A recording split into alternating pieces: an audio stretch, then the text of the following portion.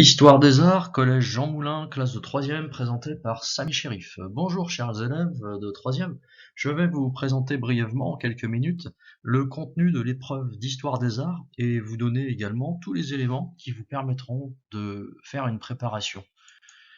L'épreuve d'histoire des arts est composée de plusieurs domaines artistiques.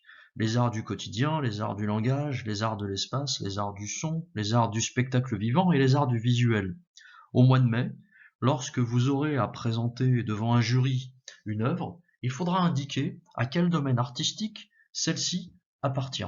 Nous allons par exemple aujourd'hui étudier une peinture, et celle-ci, la peinture d'Autodix, La Guerre, fait partie du domaine des arts du visuel, et il s'agit bien sûr d'une peinture. Nous allons voir ici la démarche pour présenter une œuvre d'art, ainsi que la méthode. C'est une méthode que nous présenterons en classe. Dans un premier temps, il est important de présenter l'œuvre, et dans l'œuvre, cela comprend le titre, le sujet, le domaine artistique, la nature. Il s'agit ici en l'occurrence du tableau d'Autodix, La Guerre, qui fait partie des arts visuels. Il est important également de donner des éléments biographiques concernant l'auteur de l'œuvre, et de préciser dans quel contexte celui-ci, troisième point, a effectué cette œuvre. Il s'agit donc, nous, dans le cadre du cours d'histoire, de mettre en rapport la réalisation de l'œuvre avec le cours. En l'occurrence, quand Autodix réalise cette œuvre à la fin des années 20 et au début des années 30, nous sommes en pleine montée du nazisme. Et enfin, dans le quatrième point de la présentation, il faut donner quelques éléments concernant la thématique, préciser par exemple qu'il s'agit de traiter de la guerre. Sur cette diapositive, j'ai présenté quelques œuvres d'Autodix. Il est également important dans la présentation de préciser sur quels travaux Autodix s'est penché durant sa carrière, et de voir que la guerre a été une continuité, un fil directeur dans toute sa carrière artistique.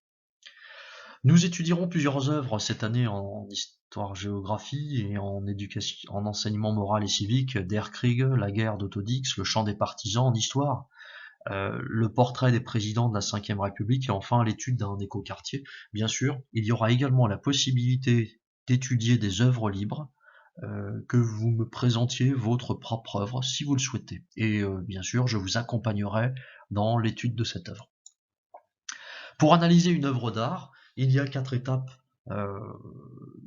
majeures à suivre. Dans un premier temps, il faut décrire l'œuvre. Dans un second temps, donner des éléments techniques.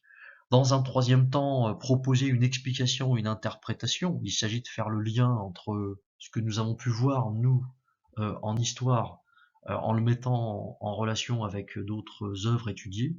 Mais il ne faut pas étudier uniquement l'œuvre d'art pour son aspect historique, il faut étudier aussi l'œuvre d'art pour elle-même et voir ce qu'elle apporte.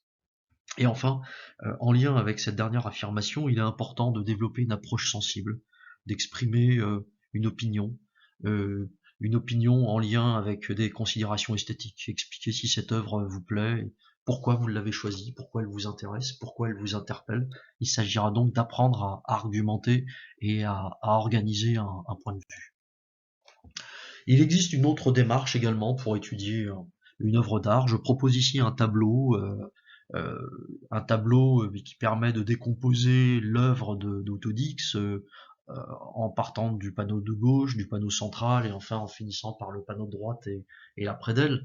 Et dans tous les cas de figure, et quelle que soit l'œuvre, il est important de travailler sur les personnages, le corps expression, les actions qu'on peut observer, également la constitution du décor pour enfin interpréter. Tous ces éléments font partie de ce que l'on appelle la composition. Dans cette explication de 10 minutes que vous présenterez devant un jury et dans une vidéo ultérieure, j'essaierai de vous présenter concrètement le déroulement technique et opérationnel de l'épreuve. Il est important également de faire une comparaison avec d'autres œuvres et de s'ouvrir, de montrer par exemple que cette œuvre d'Autodix peut être comparée à celle de Fernand Léger, La partie de cartes, ou encore à celle de Félix Vallotton, Verdun.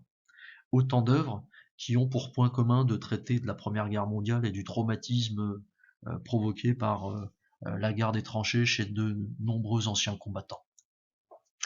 Et enfin, je terminerai par cette diapositive, il est important de d'utiliser, de travailler sur des ressources pour approfondir vos recherches. Et à ce titre, je vous conseillerais, dans un premier temps, et je vous accompagnerai dans cette démarche, d'utiliser le site L'Histoire par l'image, excellent site qui propose beaucoup d'œuvres que l'on peut consulter avec des commentaires. Et c'est un site vraiment idéal pour organiser des recherches et nous l'utiliserons très souvent en classe. Et enfin, un autre site que je vous conseille également et que nous utiliserons en classe, c'est le site Histoire des Arts du site du ministère de la Culture et qui a été spécialement conçu pour les collégiens, lycéens. Et on y trouve énormément d'explications et ça sera une ressource extrêmement précieuse. Je vous souhaite un bon courage à tous.